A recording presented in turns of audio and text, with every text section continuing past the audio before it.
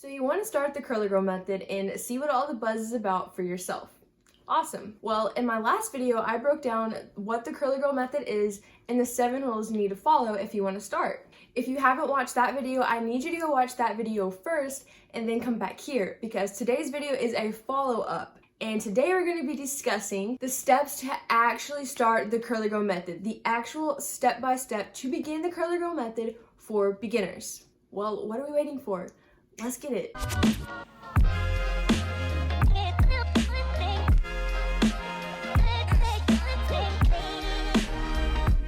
Hey, what's up guys? It's Jala here and welcome back to my channel where I talk all things curly hair, but also have lots of fun in the process. So you know there are certain rules you must follow now that you're starting the curly girl method, but you still might be a little confused about how to actually begin. Like what do I actually need to do? Well, here are the first steps that you need to take, 6 in total, starting with number 1, stopping damage. We're going to stop damage, whether that's heat damage, chemical damage, or physical damage and breakage from manipulating your hair too much. So you're going to put away your heat tools. You're not going to touch these for a while. You won't need them. You're going to throw away your relaxers. Get off the creamy crack. Yes, that is what it's related to, creamy crack. Get away from the relaxers and the texturizers. Get rid of them. Get rid of keratin treatments, straightening treatments. Get away from all the chemicals. Step away. You're going to back away from the bleach and stop coloring your hair for a minute. Let it rest. Get away from the chemicals.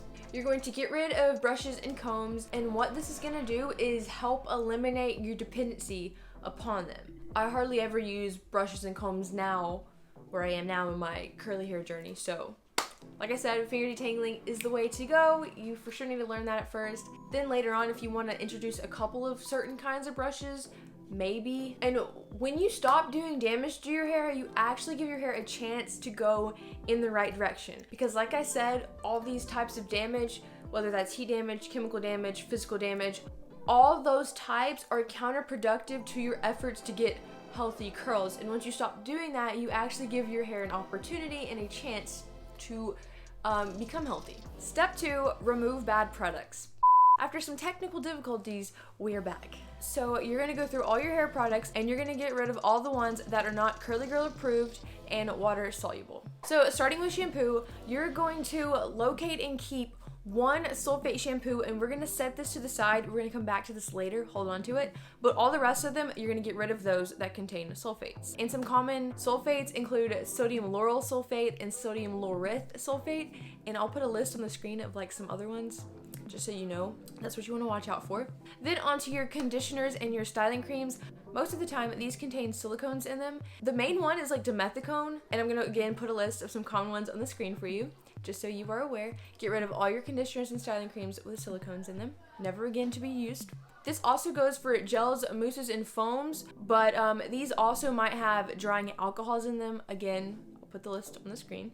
There's this website called curlsbot.com. It's a really good resource for beginners if you're trying to learn ingredients and the products to look out for. And what you do, you look up online a list of ingredients and the product you want or you're looking at, and then you paste it, and what it does, it tells you if it contains sulfates or silicones in it, and some curly girl not approved ingredients. It flags them basically for you and tells you.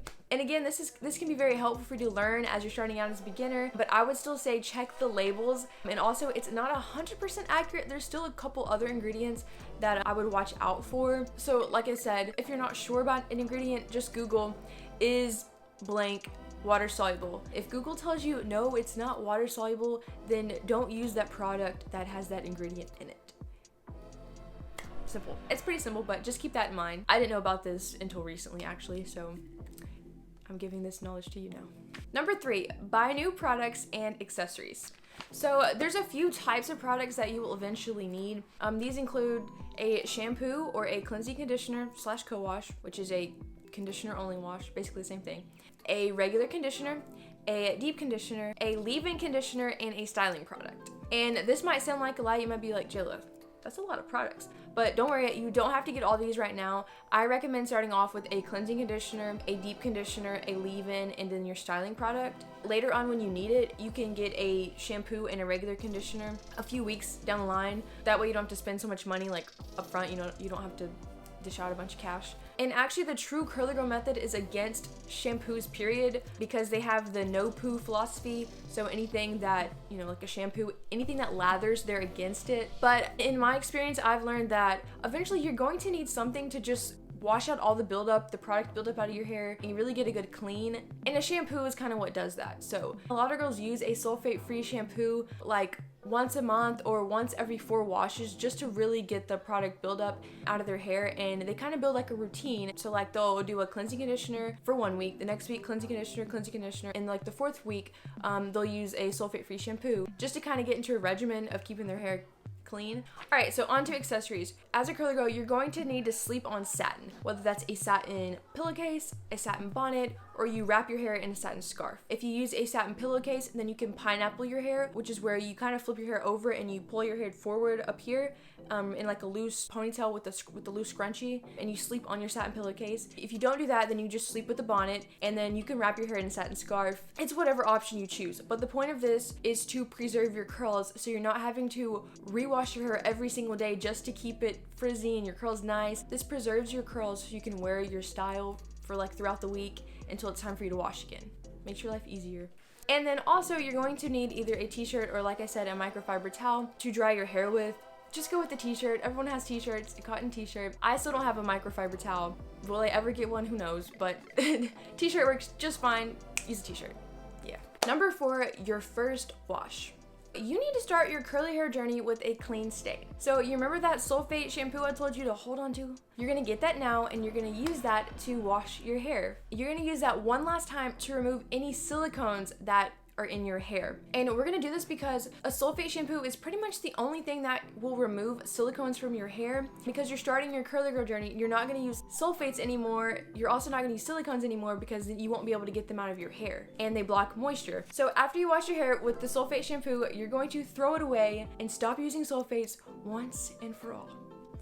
Then your next step after that would be to condition, detangle, and then deep condition your hair. This is really going to add in a lot of moisture that your hair has been lacking because they've had products buildup on it. Silicones have been blocking moisture.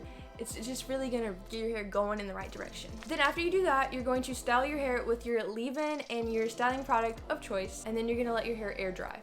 And I wouldn't worry too much about your styling product right now because it's a lot of trial and error figuring out what products are best for your hair. As a general rule of thumb, if you have looser curls or your hair is finer and thinner, usually gels work better as your styling product in that type of hair. And if your hair is thicker like mine and super curly, then you're probably better off with like either a cream styler or something a little more moisturizing. Just something to keep in mind. And you're gonna do this wash routine 1 or 2 times per week, minus the sulfate shampoo. You're gonna replace that with your cleansing conditioner that you're about to buy. And also you can skip out on the conditioner step if you want to because you're going to be deep conditioning. But if you need the extra moisture, then you can still use your conditioner and your deep conditioner in the same wash. You probably wanna do this anyway.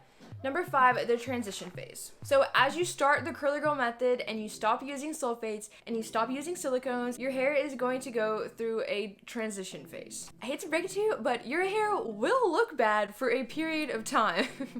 Don't expect curls after your first wash. My hair was literally a big ball of frizz. Like, no curls to it. Literally, it was huge. It was out to here, and I was like, it's a start.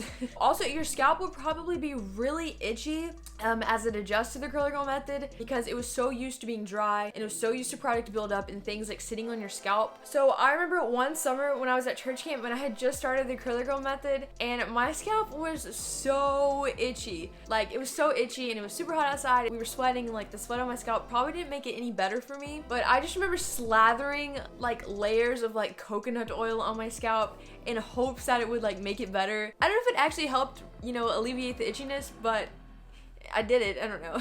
But anyways, a little after church camp, the itchiness kind of went away, so like, it's not gonna last that long if it is really itchy, so don't worry, you go through it. And it probably won't be as bad or as itchy as my scalp was. Just saying. So there's 2 ways you can start your curly hair journey. Either big chop or just transition. You might be like, Jala, what's a big chop?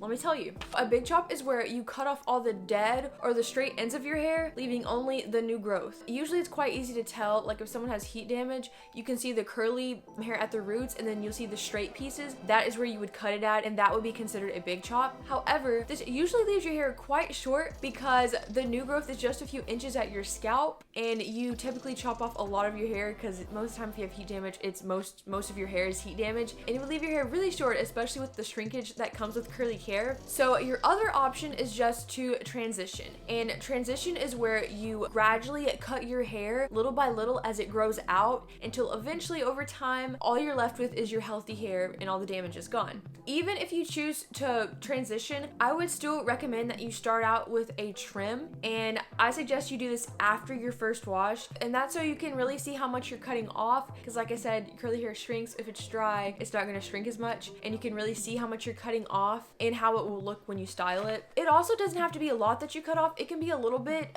which is considered dusting, which is where you cut off such a small amount that it looks like dust. So that's dusting. But the purpose of the trim is to allow your hair to take in and hold on to more moisture. So now you know, as a beginner, how to start the curly girl method step by step. I chopped it up and broke it down for you, gave you all the information.